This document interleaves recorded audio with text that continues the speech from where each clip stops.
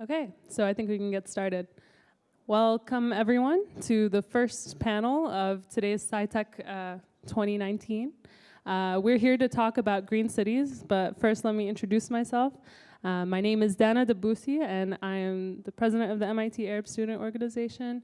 I'm a senior in chemical engineering, and I really have some interest in the oil and gas industry and energy in general, and more recently in renewables. So really, today we want to talk about some really interesting topics. So let's get started. Yes. Okay. Natasha, can you close the door?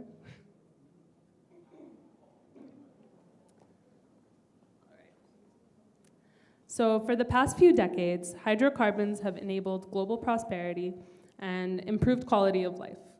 However, with rising populations, increased need for access to clean, reliable, and affordable energy all around the world, as well as a need to address climate change and make some impact in that regard, these have all become global issues that need to be addressed. So why are we here today? Cities are at the intersection of these issues, especially in the MENA region, where most of our economies are based around hydrocarbons, populations are booming, and impacts of climate change are intensified. Can we develop greener cities that are sustainable, but that allow us to meet the growing needs in the region without compromising anything? So this is really about development and sustainability. And we have the perfect group of people here, amazing panelists to talk about this. First, we'll start off with Professor Tahir, who is a professor of environment and civil engineering at MIT. He is also a part of the joint program with the Moroccan school, University Mohammed VI Polytechnique, where they're developing sustainable practices in Africa. He'll talk more about that as well. And his research focuses on how regional land use and cover over time, as well as global climate change, can impact society through changes in water availability, extreme weather, and spread of vector-borne diseases like malaria. Also, fun fact, my dad and him went to MIT together, so they're friends. It's always good to see Professor Tahir, especially on Thanksgiving and everything. So his wife makes a great turkey. Next, we have Sebastian Manai, who is a postdoc at MIT. His background is in mathematics as well as aerospace. And he is the founder and developer of the technology behind acoustic well, which is used both in water wells and in the oil and gas industry. And he'll be able to talk about that as well. And fun fact, he's from Tunis and France. And last but not least, we have Karim El-Gendi, who is the lead consultant on sustainability at Dar al-Handasa. And on the side, he has founded Carbon, which is his initiative that basically is an advocacy initiative promoting sustainability around the world. So let me start off with that first question that we posed in the beginning. I want to get all of your input on what does it take to develop our cities in a more sustainable way, and is there a way to do this? We'll start off with you, Professor Tahir. Okay, thank you very much. Thank you, Dana, for the invitation to participate in this panel, and I congratulate the ASO for the great effort that they are doing organizing these events every year. Really, very good job. Thank you.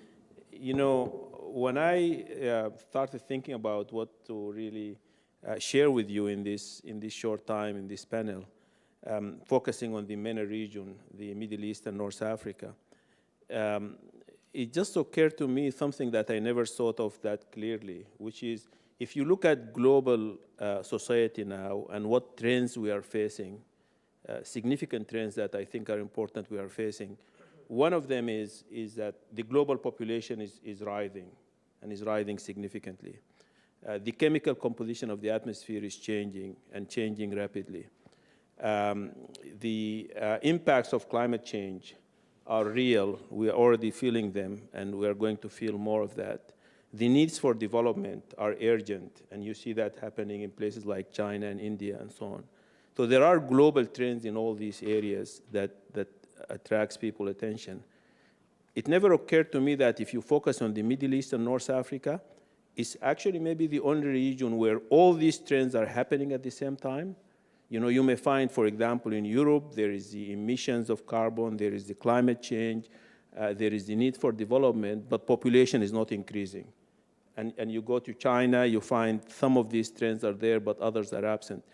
The region we are going to talk about in the next hour or so is a region actually that, if you think about it, all these trends are happening, they're happening at the same time, and they are also happening to a significant degree of intensity that makes dealing with them and dealing with them collectively is really going to be quite a challenge. And maybe if we could figure out how to do that, it maybe provides some clue for the global society on how to address those issues. So the issues that you're raising, Dana, sustainable cities, cities is where people live and where the convergence of all these issues and how we deal with them, basically we have to face. Wonderful. So I know, Karim, you also have been working on sustainable development around the world. Could you speak more to what the challenges and opportunities are that you've been seeing? Specifically in the MENA region? You can start with the MENA and then go from there. Sure. The MENA region cities are very unique. Unlike many cities in the world, say, for example, in North Africa, in North America, the MENA region does not have 1 billion acres of agricultural land.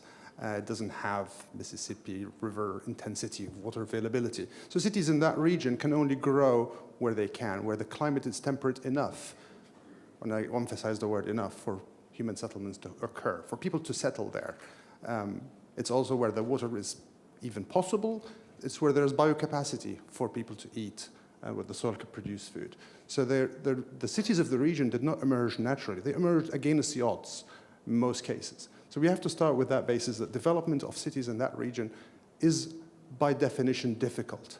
Now, what happened is the cities, those settlements start, and then trade occurs, and as trades enables some locations, some geographies, some networks, as the technology allows, to become bigger, to become cities. And then agglomeration kicks in at one point, and these cities become advantageous in terms of their size. The internal dynamics within the city become stronger than the networks between the cities and between the cities, multiple cities. And then you have larger cities. And then we have the population growth, which you've alluded to, which is particularly unique in the Middle East and North Africa. And then you have cities, or a region which has become 2/3 urban, more than the global average, which is around 55%, but that are particularly living beyond their means. We have cities that have grown enormously across the MENA region. Again, I emphasize against the odds. So they're living beyond their biocapacity, beyond their water. And how do they do that?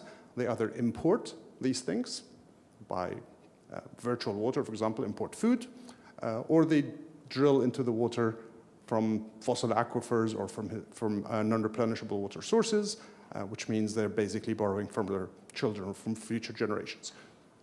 So the cities, by the very definition that we're talking about, have certainly exceeded their capacity to exist. Now, how do you do? How do you fix that? There are multiple issues here, and the primary issue here is not just that they're living beyond their means, but they're also living in a rather precarious situation that is not resilient at all. The way they have developed in terms of planning has meant that they are so susceptible. The urban systems of the cities that we're talking about here are so susceptible to any kind of shock, and that they have intense pressures, intense stresses. Population growth is a big deal, internal migration, rural to urban migration, and migration due to conflict, and conflict as well, on top of all of that, which means they are so susceptible to intense resilience-related issues. So we need to integrate sustainability and resilience. So how do you do that? Now, so that's a large introduction to talk about what I want to talk about. And feel free to cut me off at any point. But I believe that the cities need to live within their means to start with. They come down to the ecological boundaries that enable those cities to exist in a sustainable way. But we can't just import this traditional steady state sustainability models we're going to live within for eternity in this sustainable world, because the shocks and the stresses that the region faces make that impossible. And we also can't just go do the traditional resilience approach, the Hurricane Sandy type of approach. We're going to bounce back to exactly how it was, because you bounce back to a situation that wasn't sustainable in the first place. So you have to, both of them have to go in tandem. You have to create sustainability solutions that enable resilience, and you have to create resilience that takes you to a more sustainable state. So how do you do that in the lack of resources? Now you need to develop. The population is still growing. You still need to develop. You still need to make that city bigger.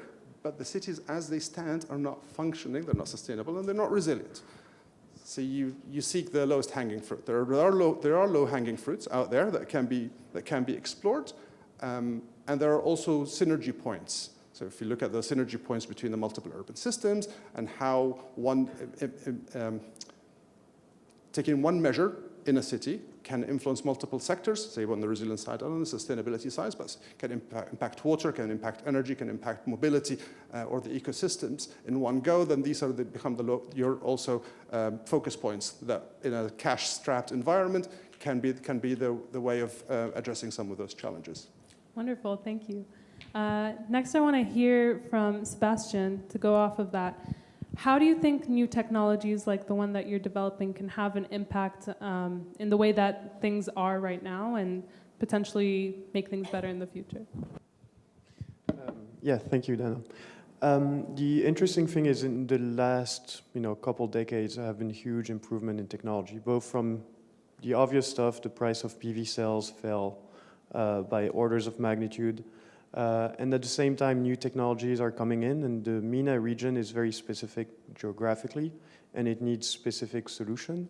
You can't just import what has been done in the US or China or anywhere else. Right now, obviously, especially on the GCC, they're relying on oil and gas. They're slowly moving from oil to gas, which has a smaller carbon footprint than oil overall, if it's done properly. Very recently, I would say in the last 2 years, people are realizing that natural gas methane isn't that clean because it is relatively a cheap product, and the whole piping system, the whole production line were not optimized that well, and they leak a lot.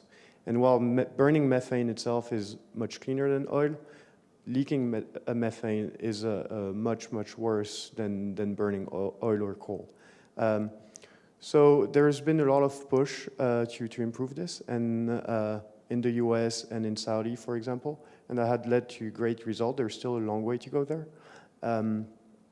In parallel, a lot of experiments or pilot projects are done all over the region, and they're testing new types of solar power plants. They're building nuclear power station in the region. They're experimenting at the scale of a region. So that is very promising, but still this is a small percentage of their global energy consumption. Even in the future, up to 2025, 2030, not much is going to change. This is more long-term, slow, steady state evolution that's going on in the region. And just the MENA region is a little broad. You have to contrast what's happening, separate probably what's happening in the GCC than what's happening in North Africa than what's happening in Egypt. So they all have different challenges.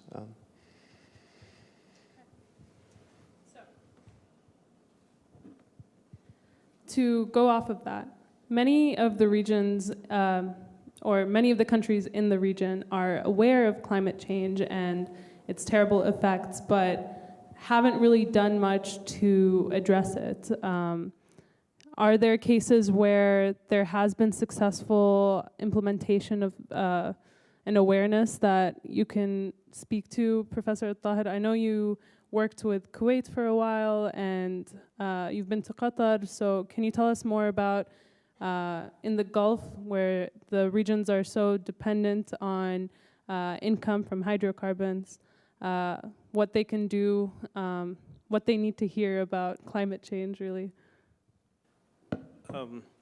I think when it comes to climate change, there are two sides to it. There is the side of the drivers, the emissions of these greenhouse gases and where they come from.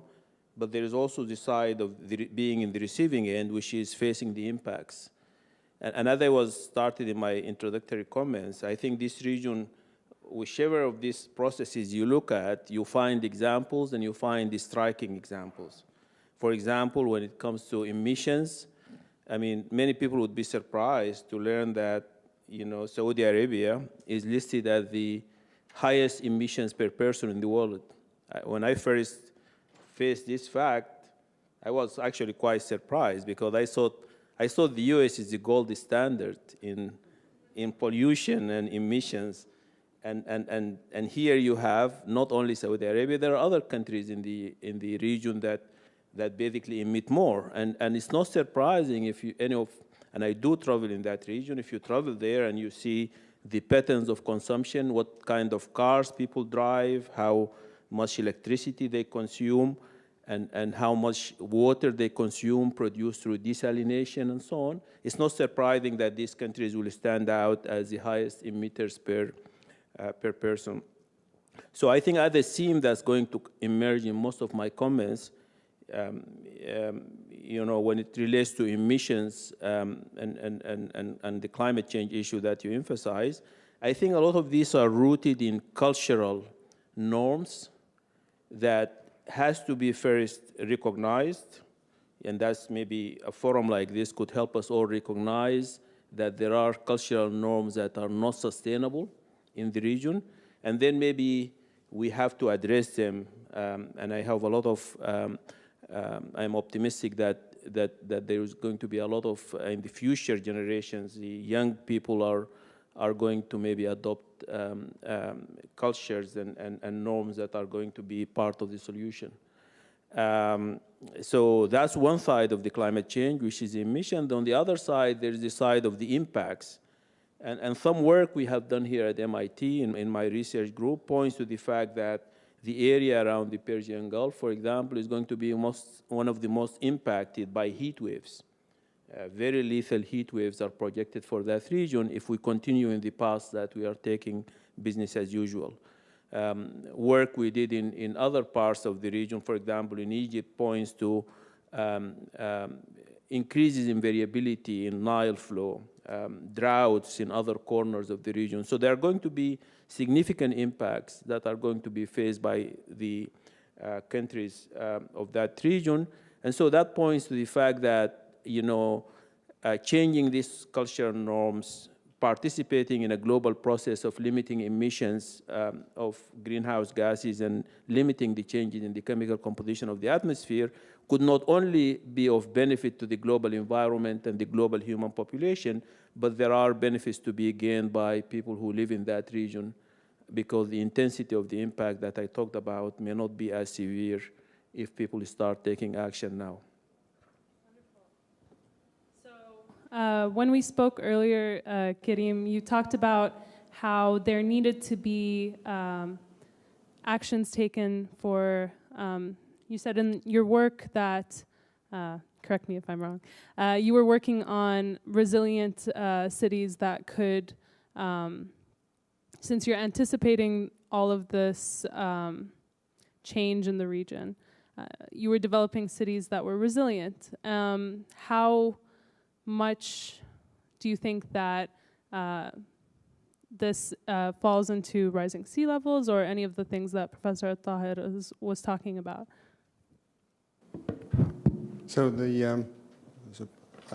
I cannot comment on anything that Professor Tahir has mentioned because he's an authority on the matter, and I agree with everything he said. The question is, what do you do with the cities that are likely to get flooded? So if a third of the Nile Delta gets flooded, or if many of the coastal cities of the GCC become too hot during the summer, or, as some climate models suggest, could face some inundation under business as usual conditions.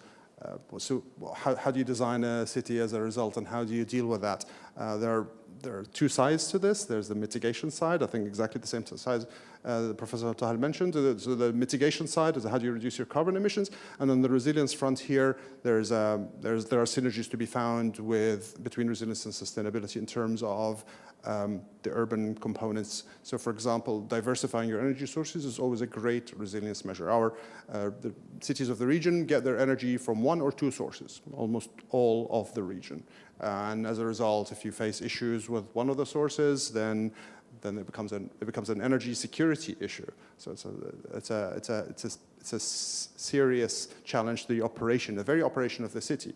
So if you diversify your sources and diversify them in a way that is more dependent on renewable energy, for example, then you achieve both benefits. You achieve both sustainability and resilience. If you do the same thing, and I think most of the cities of the region get their water sources, again, from a limited number of sources, you achieve the same benefits. If you move away from dependence on desalination, and in the case of GCC, not only do we have a dependence on desalination, you also have very limited storage capacity. So if the desalination plants break, for whatever reason, then it becomes a serious water security issue here. In the case of Qatar, it was 3 days, which is now being upgraded to 7 days under 2025 conditions. In the case of the Abu Dhabi, I think it's a week as well.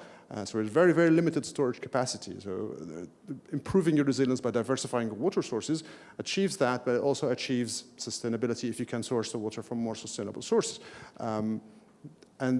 So that the mobility as well works in the same way. So if you move away from a car-dependent infrastructure, and most of the cities of the region are designed for cars. They lack public transportation, and they have no incentives for efficiency because the fuel prices are too low. As a result, all of these three things go together, as well as some planning issues like land use, which is particularly single-zoned, density, which is perhaps too low, it's below what the UN Habitat suggests. The point is, if you fix the drivers that turn the cities into car-dependent cities by diversifying into public transportation measures, and again, you achieve resilience and you achieve sustainability at the same time. Wonderful. So are there any cities that we could look to as models that already exist, or is this still happening? Models is a big word, but there are cities that are making efforts. There are interesting efforts going on in Morocco, in Casablanca, and in Rabat. There's efforts to introduce BRT, and friend Hazim here I'm sure can comment on public transportation in Amman better than I do, but there's certainly an effort to introduce public transportation in a city that is challenged from a topographic point of view. There's been efforts in Dubai as well to integrate public transportation, and of course there's Saudi Arabia, which is rolling out a massive public transportation, heavy rail-based, pardon me, across Riyadh, and also in the future across Jeddah as well. And it's all multiple lines in one go. I think it's due to open next year. And of course, I should mention Qatar, whose public transportation network is about to open soon as well. So that's on the mobility side. So there's a lot of efforts going on the mobility side from an infrastructure driven development point of view, which seems to be happening across the region. On the energy efficiency side, there's plenty of efforts. There's a lot of policy, energy reform, plenty of energy reform efforts to remove the subsidies across the GCC, which was the worst in terms of very low energy prices, and also in terms of water prices. When I say energy, I mean both electricity and fuel, although it's more noticeable on the fuel side. There are multiple efforts, but the efforts have not yet come to cover everything in a way that we would look at any given city and say that this city has become a model for the region. But there are certainly efforts, and there's certainly increased awareness. All the countries of the region have signed up to the Paris Agreement. They've all committed to mostly adaptation measures, but also some mitigation measures to reduce their carbon emissions, moderate but acceptable. And as a result, many of the policy recommendations that I've mentioned have come down from that. Right. So what my next question is going to be is for you, Sebastian. So with the technology that you're working on, it also has some applications in water. Can you tell us more about that? Yeah, so I guess I'll quickly comment about what I'm working on and then be more general. So we're developing with my team a technology to control wells that can be oil wells or water wells. Because in a lot of regions, more specifically in India, cities depend a lot on very deep water wells that are, for all intended purposes, identical to oil wells. So it's the same machines. The other application is more for on the oil and gas industry to help detect, optimize the well and detect those methane emission. In 2014, I think for the US, the estimated carbon footprint of methane was around 100 million tons of CO2. Last June, Nature released a paper estimating it at about 1.1 billion tons. And the industry hasn't changed much. It's not that the industry, got more developed. It's just that people have no idea how much methane is leaking, and every time they do an estimate, it's 10 times bigger than the previous estimate. And the trend keeps going this way. And people are reacting. There's a lot of fundings are being unlocked to help this, because overall the oil and gas industry is pushing for the switch from oil to gas, which is their version of renewable energy. To come back more specifically to the region, like I just had one number that was interesting, is the cost of extracting oil in Saudi, but I'm sure it's similar in surrounding countries. It's around $10 per barrel. In the US, it's about 35. So if you start with energy that is 3 times cheaper, that affects everything. There's no need to optimize. I know where I grew up in France, for example, fuel is extremely expensive because it's heavily taxed. So people don't want to spend money on fuel, they buy small cars. If fuel is effectively very cheap or free, there is no reason at all to care for it. And that changed, even if recently people are realizing that this has consequences, it's still a very recent change overall. I say the people realizing that climate change is something is 15 years old maybe, versus the habits that were built were 30, 40 years old. So that's the main difficulty. And the cost of energy is cheap, which means that everything else is cheap, because in that region, everything is powered by oil and gas. Water is from desalinizing seawater. You have your electricity is from burning this oil and gas. So, and you also use this oil and gas to compensate from what Karim said earlier, the climate over there is very harsh. And you can offset this by using more energy, AC and etc. So that's the main difficulty there. If you have cheap energy, there was no reason to optimize for it. Wonderful. If I may just comment on the issue of methane and its role in the whole climate question.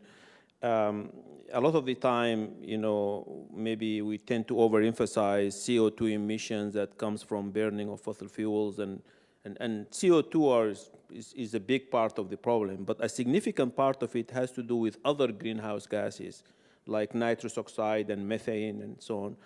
And methane is a significant gas to really keep in mind, because there isn't much methane in the atmosphere to start with. CO2, there is already a significant fraction in the atmosphere that's CO2. So when you add more CO2, it's happening in a region that's close to being saturated in the electromagnetic spectrum of radiation. While methane, when you add methane to the atmosphere, molecule for molecule, methane is more effective because it doesn't have much competition from other molecules in the atmosphere. So we have to keep a special consideration for changes in the concentration of methane in the atmosphere. And that's why efforts like what Sebastian is talking about, limiting leakage of methane, which is a major source of it. Even here in the Boston area, I am aware of a study that documented that there is a lot of leakage happening with significant emissions. It's also related to this whole cultural, sometimes people talking about, how much responsible for climate change you become when you eat meat, red meat, because cows is a big source of the emissions for methane. And so that's all emphasizes, the important role of looking at the budget of methane and where do we have those emissions and try to limit them. So technologies that would help us with detection of that, limiting how much leakage is happening could be an important contribution to solving the problem. Yeah, I definitely see that there's different technologies that need to be used, and limiting it would be a big a step in the right direction. On top of this concept of growing populations, right, we have growing consumption. And this doesn't just come in terms of how much energy people are using, but other natural resources like water.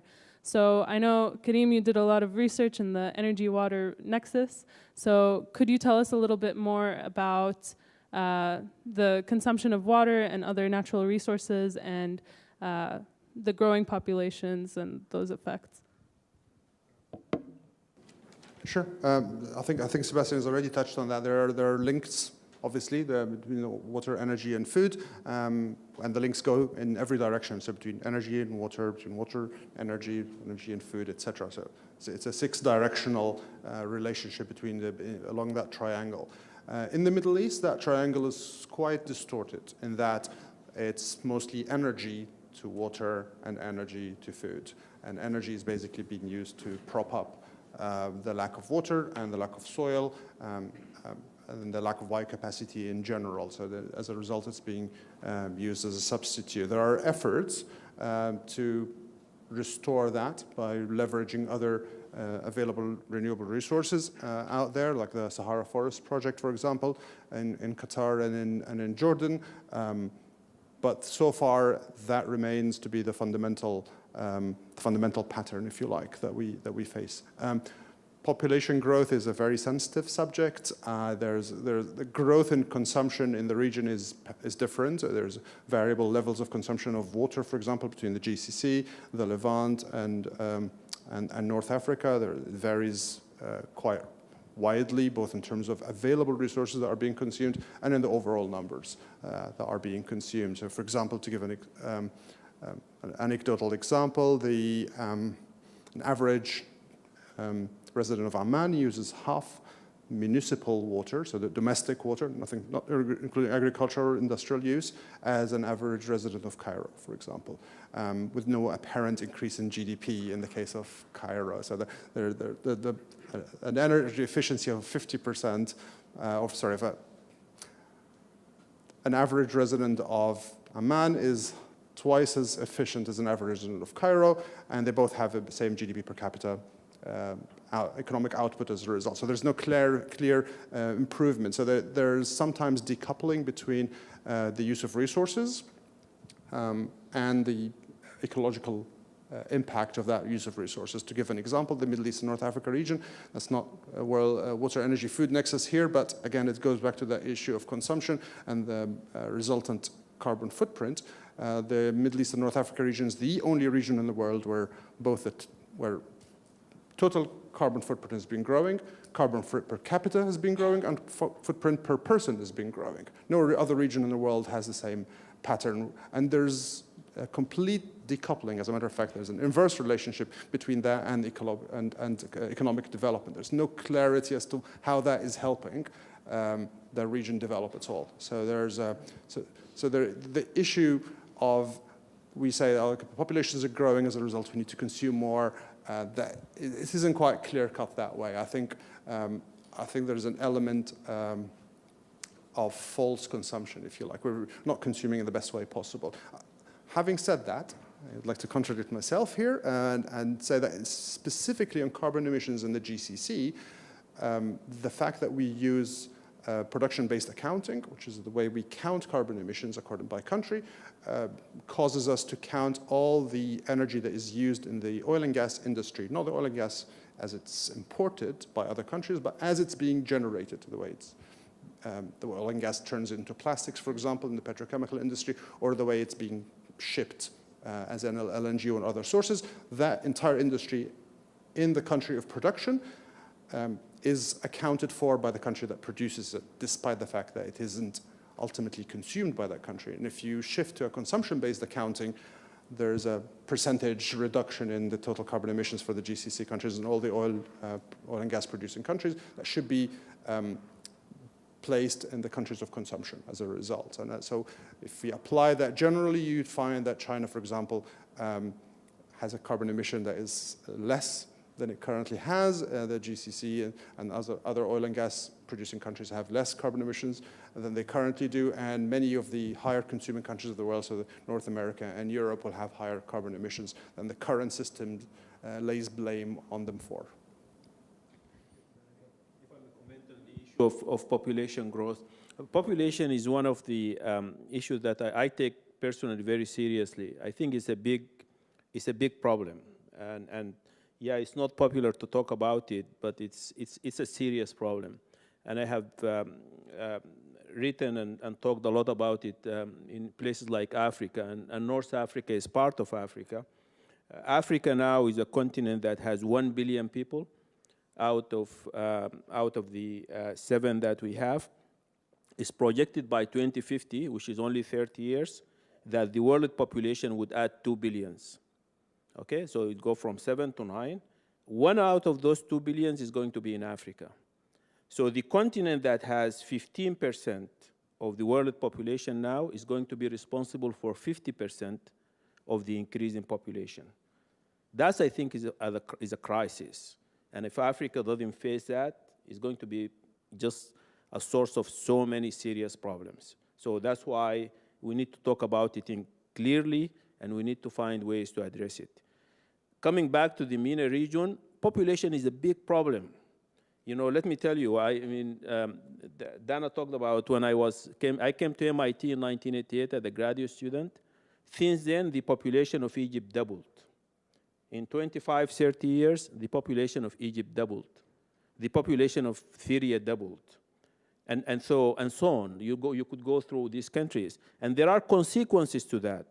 I have seen research papers that, you know, the conflict in Syria, and the migration that happened and so on, it has a set of complex causes behind it. Population is one of them, one of several, okay? Egypt, until recently, is the largest importer of wheat in the world. Think about that. You know, this is one thing that countries in the region like number 1. Egypt, until the last time, today I looked at statistics, Indonesia, which is another Muslim country, just like, you know, now number 1. Egypt is number 2, just by little. The largest importer of wheat in the world. So you have a huge population that's fully dependent in its food security on importing the food.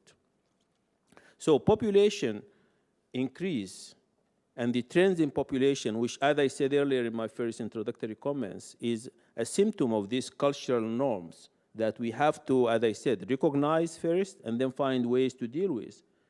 This is a serious issue that has to be addressed, and it has to be addressed in a very fundamental way. And there are ways to deal with the population issue. It's not like unsolvable problem. This is a problem that has been solved around the world. You know, look at the example of China. Is the gold standard for development in the last 50 years. China made significant strides and you know, now competing to be number 1 economy in the world. Before China got into that, they first addressed their population problem.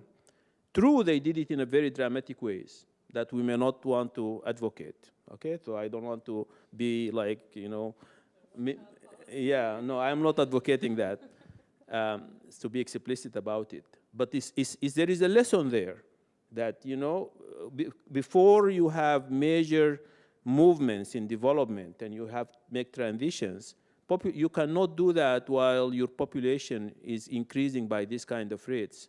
And the reason is simple, you know, increasing population comes with a lot of demands, a lot of aspirations of young people, which are very legitimate, that governments are not going to be able to meet. And you know, the stories, you just look at the news every day, the stories around the region are basically, you know, what's happening with, you know, the Arab Spring and things after the Arab, is all predictable. If you looked at the, you know, statistics on population and so on 20, 30 years ago, you would have predicted that these kind of things are going to happen. So, you know, population is true, is not a popular thing to talk about. And I realize that. And, you know, and many times when in settings like this, I talk about this in many places, in Africa, and everywhere. People are not, they come to me and they say, oh, population, you look at Japan and look at Germany. You know, population is limiting their growth. I say, I hope that this part of the world, it would get to the point of Japan and Germany, where then population becomes really a constraint on development. But in order to really get to any serious level of development, you first have to deal with this issue. So that's something I would like to share with you. Thank you. Thank you. So we're getting close to the end, so we'll be able to take some questions from the audience. If there's anything that we didn't touch on or that you'd like some more clarification on, could we? Yes. There's one over here. Hello. Thank you so much for your time. I'll keep my question brief, but you guys talked about cities in the Middle East growing despite the odds or against the odds. And then we talked a little bit about how public transportation can help relieve some of that. My question is, how do you model the fact that some of these cities actually grew against the odds in like extreme temperatures such that it's not walkable cities at all? And I wanted to does a metro system in Riyadh actually solve these problems when it gets to 52 degrees in the summer? And do people actually think that a system like this would work? And are there other maybe model cities where they're walkable despite rough temperatures? So I think this question is directed at Karim. For me. So I think you might be talking about different things here. Mobility. Diversifying your mobility modes is great, regardless. So that's a fantastic contribution to any city that you have. It might not fix everything though. So it will, if integrated within a higher density at the transit stations, metro stations, underground stations, light rail stations, bus stations, whatever nodes that you prefer to have according to the mode of your choice. And it will improve the accessibility of transport. It will improve economic productivity of the city. It will improve the network effect. It's generally good for the city. If also integrated within the city enough, within the pedestrianized sections of the city, so around those nodes, you could integrate your walkable zones. Then you could improve walkability as well. So first mile, last mile connections within the city can happen on both ends of your public transportation nodes. If your public transportation node is based on metro, for example, then it'll be around your metro stations. You get your 500 meters or so around that node. So that's one way to do it. Now, can you walk 500 meters is I think the question that you're alluding to. If the temperature is too high, well, mobility won't fix that, but you can have other measures to improve this. You could shade your outdoor spaces as much as you can. Now, if the temperatures reach the levels that Dr. Al-Fatah is predicting by end of the 2070, I think is the nearest that would happen, then no, you can't. There's these lethal levels of extreme heat. I don't think you could possibly survive that for any period of time. But if they are usable for 9 months of the year, then that's good news. You've certainly improved the city. So there are limits, yes. The odds are high, but there are ways in which you could improve it if you choose to live in this region for the next generations. If the next generations of the region want to stay, there are ways to improve it. I don't know if the alternative is, should we move somewhere else? I don't know if that's what you're suggesting here. There are retrofit solutions that would improve it. There are ceilings to those retrofitting solutions, and there are limits to what you can do to improve those cities. And the challenges are significant across multiple urban systems of the region and the interdependencies between them. But yes, you can certainly make some effort. Does anyone else want to comment on that? Let me add a detail. If you look at the historic cities built during the medieval ages that are in very hot country, they're built completely differently. A lot of the current cities in the Gulf are American, effectively. Older cities are much closer, everything is in the shade, it's adapted to the environment. A lot of technique were used to mitigate the temperature problem. Maybe not plus 50, but getting there. On the completely other hand, if you look at cities far north, Montreal, it's minus 40 in the winter. They adapted. Celsius. Yeah, Celsius. Yeah, this is MIT. Everyone should talk Celsius. So they adapted their way of life around the environment. It was built, they have a complete network of tunnels. If you ever go to, I spent December in Montreal, you're fine. You don't walk outside that much. And it is also, in a almost lethal environment. So the way most cities are currently built is not adapted.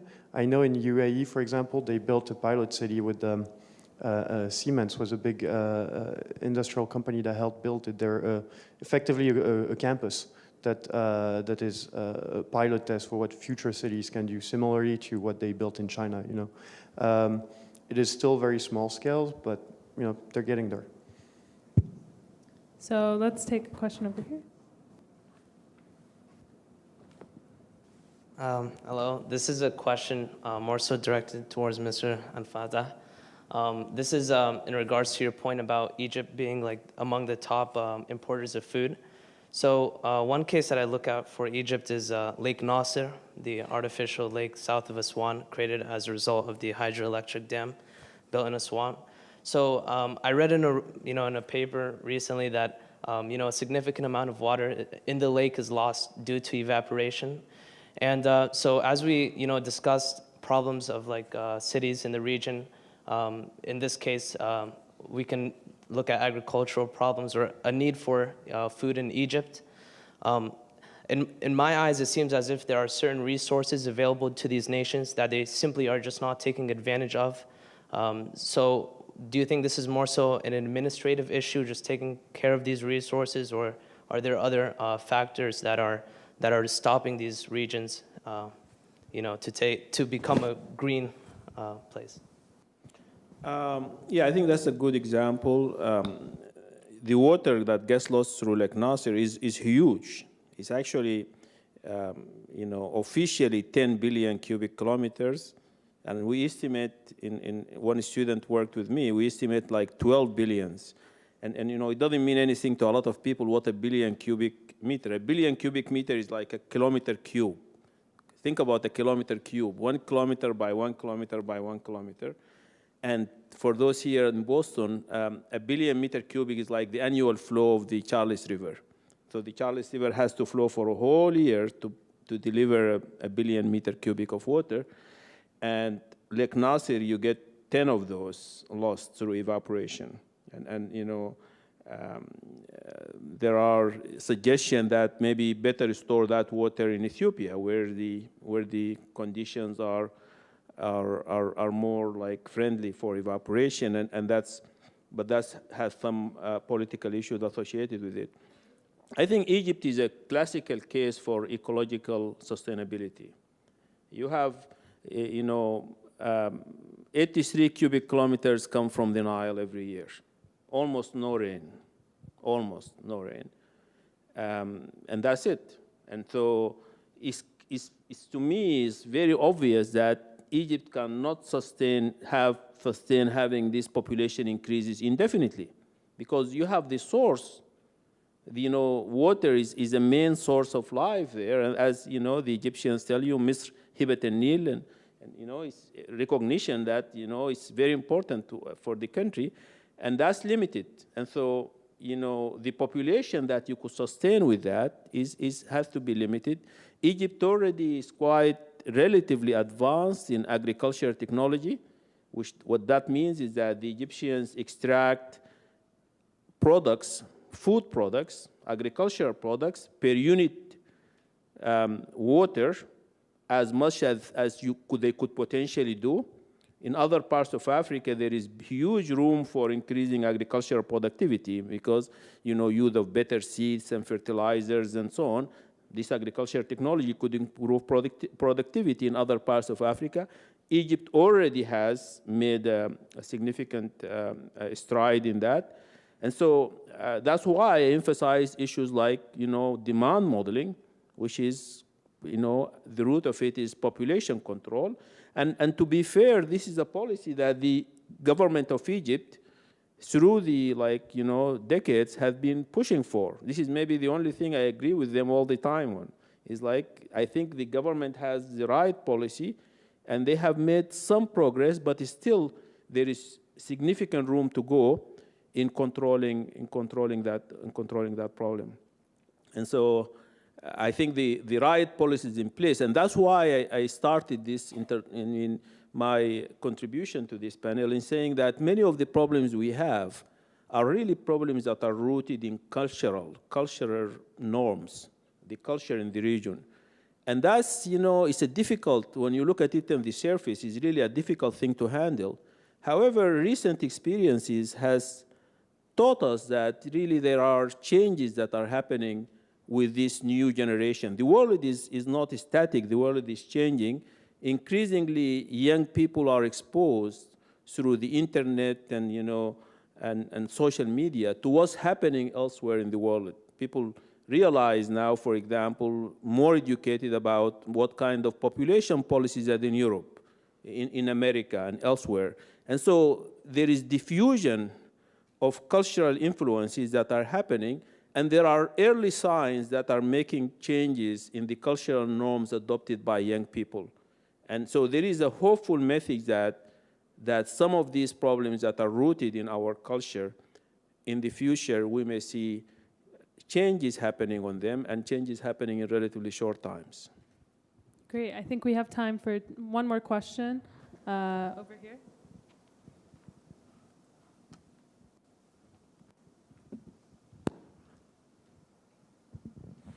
So, hello all, and a great welcome to Professor Tahir. I am Ijlal, also from Sudan. So, it's 2 points I want to speak about. One is that in our communities, we lack awareness. We don't have this awareness about climate change. So, in most communities, they don't know what's climate change, what's going to happen, how can we react to it. Another point is that, for example, for Professor Tahir, is in Sudan, we are far behind many other Arab countries in development and in carbon emission. So can we just skip this and we skip all this development era, and then we come to a point where we start from our local values, local communities, what their traditional means of combating heat, what do we have there? So I think we have a lot of heritage and principles and values in our traditional neighborhoods that worth speaking about and having research about it and things like that. I think we can learn a lot from what is there.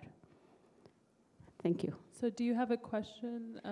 Maybe what are the opportunities for Professor Tahir? What are the opportunities at, for example, countries like Sudan, yes, regarding climate change issues and things? There are opportunities in things like solar energy, for example. If you look at the global map of solar potential, there is a map defining how much watts per meter square you get per unit area. The peak of that worldwide is in northern Sudan. There is potential, for example, solar energy development, and that would avoid a lot of the emissions. Other traditional approaches is really in how people build homes, and I think there was Sebastian basically alluded to that earlier, that the traditional way of building cities in the region, not just in Sudan, broadly, and how cities, for example, if you go and I have been recently in Marrakesh, you go into the old city of Marrakesh, or you go Fas, or you go even some parts of Cairo, and some parts of North Sudan. People use mud. They build things closer to each other. They make use of the shade. They don't have as much asphalt. I'm not suggesting that we transform our cities back to that, but there are principles to be learned on what kind of material we use, what kind of urban settings we have, that maybe could be useful for us to try and learn from what people practiced a long time ago. So there is potential for adopting some of that. All right, we'll have one last question over here. Thank you very much for that. On this population argument, what do you say to people that say rather than too many billions of people, the problem is that there are too many billionaires?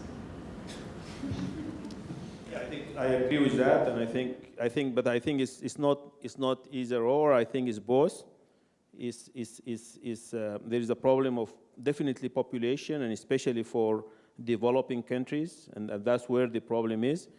But we have a problem of billionaires. We have a problem of disparity of wealth that's really everywhere.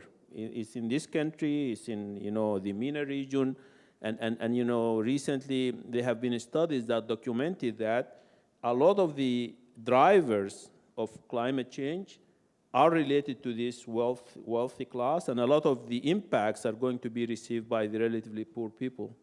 So that's part of the problem, the disparity in wealth and the lifestyles adopted by the wealthy people that in many ways not sustainable. It's also, when I talk about culture being at the root cause of many of these problems, it's not culture just, you know, maybe it came to mind, it's culture like, you know, the regional culture, the Arab Muslim culture that we have over there. There is a global culture of consumption. You know, consumption, you know, we live in a largely capitalist world, and in the capitalist world, consumption is a good thing. You know, if you follow the CNBC and all that, when the consumption, you know, sentiment goes up, the stock market goes up. It's a good thing. When you come to look at environmental issues and sustainability, it's not necessarily the case. It depends on what you consume and how you consume it. And so that, you know, you bring in that issue, dimension of wealth, and that's an important dimension. And behind that, there is a global culture of consumption that people have to think again about and, you know, maybe moderate in the future. All right. Sorry, no more questions.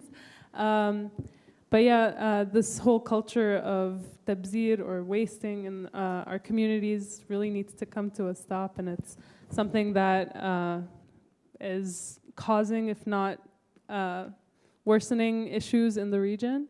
So just to wrap everything up, today we were talking about green cities in the MENA region, different models that we can look to and that are already starting to be implemented, that are increasing our ability to combat this global issue. Definitely there's been a lot that is out of our control and is more in the control of our leaders in our nations, but as we can see with new technologies and different developments and different research that's backing all of this concern, we'll hopefully be able to make these strides and make these issues more widely known, raise that awareness, as you asked, and do something about this and create these more sustainable and green cities. So I'd really like to thank our panelists today for joining us. And thank you all for joining us as well and asking some really great questions. So we're going to have a 30-minute break now, potentially 25-minute break because we ran a little over. But we'll be back here for the next session. So check your mobile apps to see where you want to go next, and we'll see you soon.